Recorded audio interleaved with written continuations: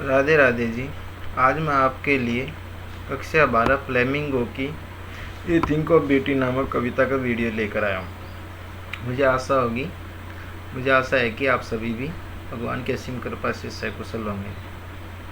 मेरा एक ही स्लोगन है, कपड़े कम ले लेना, जूते सस्ते ले लेना, लेकिन पढ़ाई में कभी कमी मत करना।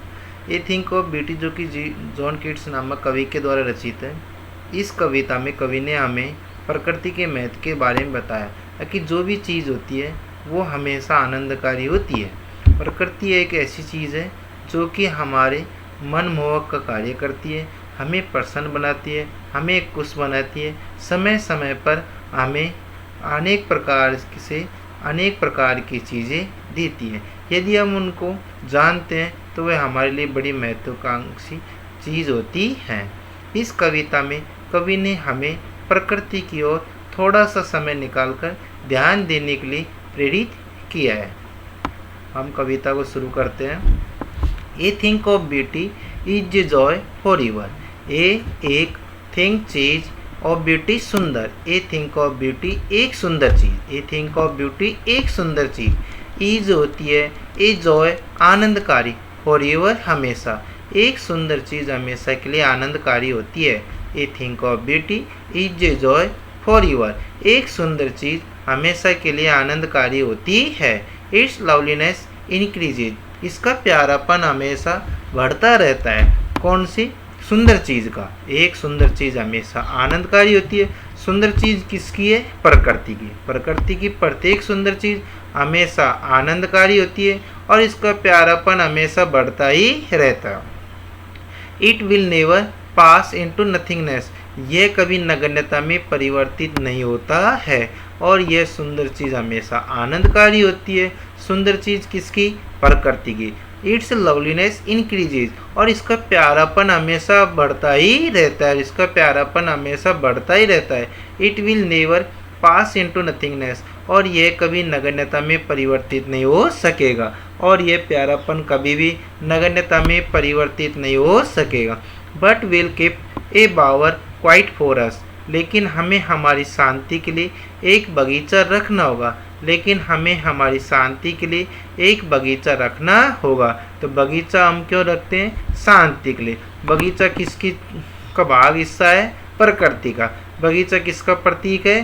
प्रकृति का। बगीचा हमें क्या देती है? शांति देती है। And A sleep full of sweet dreams. और हमें मधुर सपनों से भरी नींद में सो जाना होगा। एक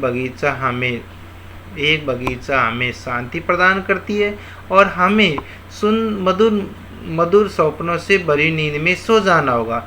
एंड हेल्थ, और स्वस्थकारी भी होगी। और ये नींद कैसी होगी? हमें स्वस्थकारी होगी। एंड क्वाइट ब्रीथिंग, और शांतिपूर्वक धीरे धीरे श्वसन क्रिया करनी होगी। पर एक bower quiet for us but will keep. लेकिन हमें हमारी शांति के लिए एक बगीचा रखना होगा। कवि कहता है कि हमें भी थोड़ा बहुत ध्यान प्रकृति की ओर देना चाहिए, जैसे कि वह उदाहरण के माध्यम से समझाता है कि बगीचा जो कि हमें क्या प्रदान करता है? हर प्रकार से हमारे मन को शांति प्रदान करता है।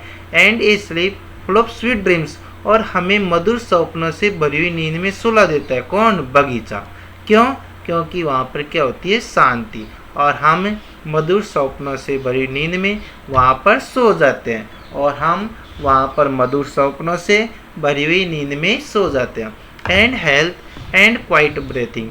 और हमें यह नींद स्वस्थकारी भी होती है और हमें यह धीरे धीरे श्वसन क्रिया करनी होती है और हमें बगीचे में धीरे धीरे श्वसन क्रिया करनी होती है। Next. Therefore on every morrow. Therefore इसलिए, ऑन एवरी मोरो प्रत्येक अगले दिन। इसलिए प्रत्येक अगले दिन। Are we breathing a flowery band. इसलिए हम प्रत्येक अगले दिन ए फ्लोरी बैंड, मतलब ए यानी एक, फ्लोरी यानी फूलों की, बैंड मीन्स माला। प्रत्येक अगले दिन हम एक ही नस्ल, एक ही वैरायटी, एक ही किस्म के फूलों की माला बुनते हैं। अगले दिन हम एक ही प्रकार के, एक ही नस्ल, एक ही किस्म के फूलों की माला बुनते हैं। टू बाइंड, जोड़ने के लिए। आज शाम को to the earth Prithvi.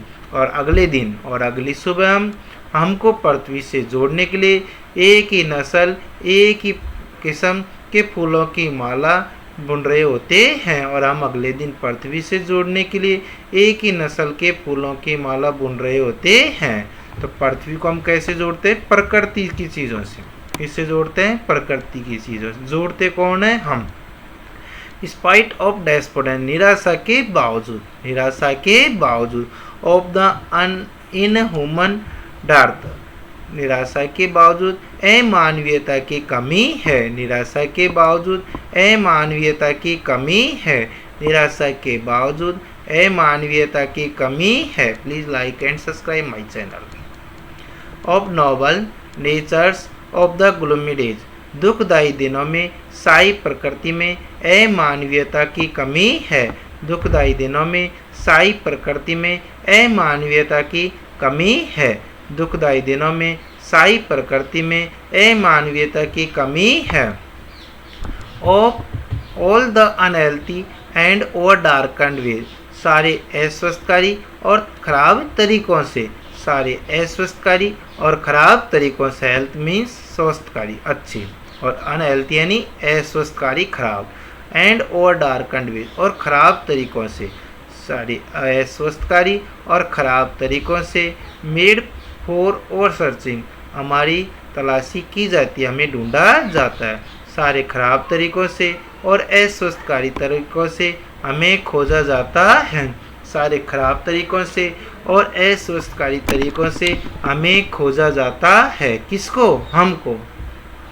Yes in spite of all, हाँ इन सब के बावजूद, yes in spite of all, हाँ इन सब के बावजूद, इन सब कौन से? अस्वस्थकारी और ख़राब तरीकों के बावजूद भी। Some shape of beauty moves away the pall from our dark spirit, some कुछ शेप आकृति और ब्यूटी सुंदर, कुछ सुंदर आकृति वाली चीज़ें, आकार वाली चीज़ें, मूव्स अवे हटा देती हैं, द पाल आवरण, फ्रॉम और डार्क स्पिरिट्स, हमारी खराब या गंदी भावनाओं से। Some shape of beauty moves away the pall from our dark spirit, some shape कुछ आकृतीय चीज़ें, और ब्यूटी सुंदर, कुछ सुंदर आकृति आकार वाली चीज़ें, कुछ सुंदर आकृति या आकार वाली चीज़ें, मूव्स अवे हटा देती हैं, द पाल आवरण या पर्दे, कुछ सुंदर आकृति आकार वाली चीज़ें आवरण या पर्दे को हटा देती हैं, कुछ सुंदर आकृति आकार वाली चीज़ें आवरण या पर्दे को हटा देती हैं। फ्रॉम और डार्क स्पिरिट्स, खराब भावनाओं से, कुछ सुंदर आकृति आकार वाली चीज़ें हमारी गंदी भावनाओं से, हमारी गंदी भावनाओं से आवरण या पर्दे को हटा देती हैं, कुछ सुंदर आकृति और आकार वाली चीज़ें हमारी गंदी भावनाओं से आवरण या पर्दे को हटा देती है। तो मतलब हमारे मन के गंदे विचारों को कौन हटाती है? प्रकृति की सुंदर चीज़। कौन हटाती है? प्रकृति की सुंदर चीज़। प्रकृति किसका प्रतीक होता है? प्रकृति हमेशा आनंददायी प्रतीक होता है। प्रकृति की चीज़ें से सूर्य, चंद्रमा, नरगिस के फूल, तारे, आसमान, झरने, इनमें कविता वर्णन किया है। भेड़, साधारण भेड़। Such the sun, the moon, trees, old and young sprouting is shady boon. Such जैसे कि द सन सूर्य, द मून चंद्रमा, ट्रीज पेड़, ओल्ड बड़े, एंड यंग जवान जैसे सूर्य, चंद्रमा, जवान और बड़े पेड़, जैसे कि सूर्य, चंद्रमा, जवान और बड़े पेड़। स्प्राउटिंग ए सैडी मून, एक छायादार वरदान पैदा कर रहे हैं, जैसे सूर्य, चंद्रमा, जवान और वर्ध पेड़, जैसे सूर्य, चंद्रमा, जवान और वर्ध पेड़ साधारण सी भेड़ों के लिए, फॉर सिंपल शिप, साधारण सी भेड़ों के लिए एक छायादार वरदान पैदा कर रहे हैं, जैसे सूर्य, चंद्रमा, जैसे सूर्य, चंद्रमा, जवान और वर्ध पेड़, जैसे सूर्य, चंद्रमा, जवान और वर्ध पेड़ साधारण सी भेड़ों के लिए छायादार वरदान पैदा कर रहे हैं। सूर्य, चंद्रमा, जवान और वर्ध पेड़ साधारण सी भेड़ों के लिए, तुच्छ चीज़ों के लिए फिर भी क्या वरदान पैदा करते हैं? छायादार, अच्छा सा क्या करते हैं? सहायता करते हैं। वरदान मतलब सहायता करते हैं, अच्छी चीज़ें देते हैं। भेड़ को क्या बताई गई है? तुच्छ बताई गई है, लेकिन फिर भी प्रकृति उसकी क्या करती है, सहायता करती है, उसे अनेक प्रकार की प्रत्यक्ष और अप्रत्यक्ष रूप से क्या देती है, चीज़ें।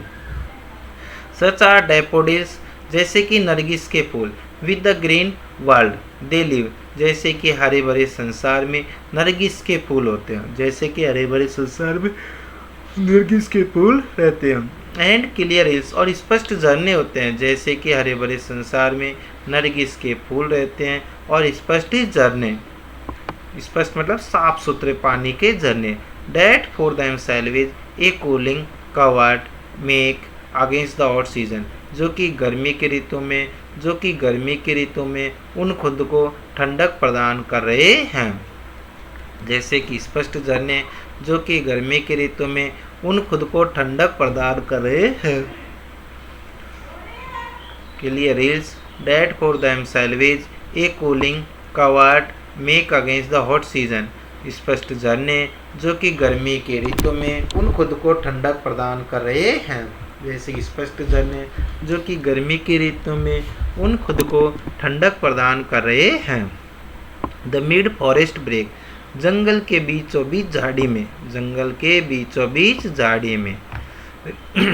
रिच खिले हुए हैं, विद स्प्रिंकिंग ऑफ फेयर मस्क्रोल, जंगल के बीचों बीच झाड़ी के एक सुगंधित कस्तूरी गुलाब के फूल खिले हुए हैं, ब्लूम से नहीं खिले हैं, जंगल के बीचों बीच झाड़ी पर सुगंधित कस्तूरी गुलाब के फूल खिले हुए हैं, जंगल के बीचों बीच झाड़ी पर सुगंधित कस्तूरी गुलाब के फूल खिले हुए हैं। एंड स्प्रिंकलिंग, और बिखरे पड़े हैं, जंगल के बीचों बीच झाड़ी में सुगंधित कस्तूरी गुलाब के फूल खिले हुए बिखरे पड़े हैं, जंगल के बीचों बीच झाड़ी में सुगंधित कस्तूरी गुलाब के फूल खिले हुए पड़े हैं। अब खिले हुए पड़े हैं तो इसका मतलब ये नहीं आप उठा लाओगे चोरी कर लाओ, कहीं आप सोचो हाँ चलेंगे भाई आज जंगल में चलेंगे कस्तूरी गुलाब के फूलों को तोड़ लाएंगे चोर लाएंगे, ऐसा मत करना आप। And such to is the grander of the dooms, जैसे कि कगारिया कयामत के दिन होना है, जैसे कगारिया कयामत के दिन होना। इसमें कवि ने एक दिन वर्णन किया था कगारिया कयामत के दिन होना है, इसका मतलब है कि एक दिन पृथ्वी पर क्या होगी, प्रलय होगी, और जब प्रलय होगी तो जो जीवित है वो प्राणी जीव जंतु सारे मर जाएंगे, और जो मर चुके उन्हें भगवान वापिस पृथ्वी पर जन्म लेकर भेजेगा, और वे प्राणी जो मर गए हैं उनसे वापिस इस पृथ्वी का निर्माण होगा। We have imagine and such to is the grander of the dooms, जैसे कि कगारिया कयामत के दिन होना है, जैसे कि कगारिया कयामत के दिन होना है, हमारे निर्णय होगा, हम एक दिन पृथ्वी प्रलय होगी, सारे जीव जंतु प्राणी जो जीवित है वो मर जाएंगे, और हमें हमारे द्वारा किए गए कार्यों के द्वारा हमें न्यायाधीश मतलब भगवान न्यायाधीश देवता के द्वारा दंडित किया जाएगा। We have imagine for the mighty dead, इस दिन हमने शक्तिशाली लोगों के मरने की कल्पना की है, और इस कगारिया कयामत के दिन हमने सारे शक्तिशाली लोगों के मरने की कल्पना की है। ऑल लवली टेल्स, वे सारी प्यारी कहानियाँ, डैट वी हैव हर्ड और रीड, वे सारी की सारी प्यारी कहानियाँ जिनको हमने पढ़ी है या सुनी है, वे सारी की सारी प्यारी कहानियाँ जिनको हमने पढ़ी है या सुनी है। An endless fountain of immortal dream, वे सारी सारी प्यारी कहानियाँ जिनको हमने पढ़ी भी है और सुन भी ली है, वे सारी प्यारी कहानियाँ जिनको हमने या तो सुनी है या पढ़ी है। An endless fountain of immortal dream, वे असीमित फंवारा अमर पेय पदार्थ को, एक असीमित फंवारा अमर पेय पदार्थ को, pouring on to us from the heavens brink, pouring यानी उड़ेलना घालना, ऑन टू ऊपर, अस हमारे, फ्रॉम द हेवंस ब्रिंग यानी स्वर्ग के किनारे से, और एक असीमित फंवारा अमर पेय पदार्थ को स्वर्ग के किनारे से हमारे ऊपर उड़ेल रहा है, और एक असीमित फंवारा अमर पेय पदार्थ को स्वर्ग के किनारे से हमारे ऊपर उड़ेल रहा है, और एक असीमित फंवारा अमर पेय पदार्थ को स्वर्ग के किनारे से हमारे ऊपर उड़ेल रहा है। Please like and subscribe my channel. Thank you very much. मुझे आशा है कि ये वीडियो मैंने उन लोगों के लिए बनाई थी जिनको इंग्लिश बहुत ज़्यादा कठिन प्रतीत होती है। वास्तव में मैंने इस वीडियो के माध्यम से उन सभी छात्रों को पूर्ण 100% समझाने का प्रयास किया है। मुझे आशा है कि ये कविता सभी के समझ में आ गई। इस कविता के हम लगभग 100 क्वेश्चन अगली वीडियो में लेकर आएंगे। इसलिए सभी से निवेदन है कि जिन्होंने अभी तक मेरे चैनल को सब्सक्राइब नहीं किया है वे चैनल को सब्सक्राइब कर ले और लाइक भी कर दे ताकि नेक्स्ट वीडियो उन तक पहुंच सके। Thank you very much.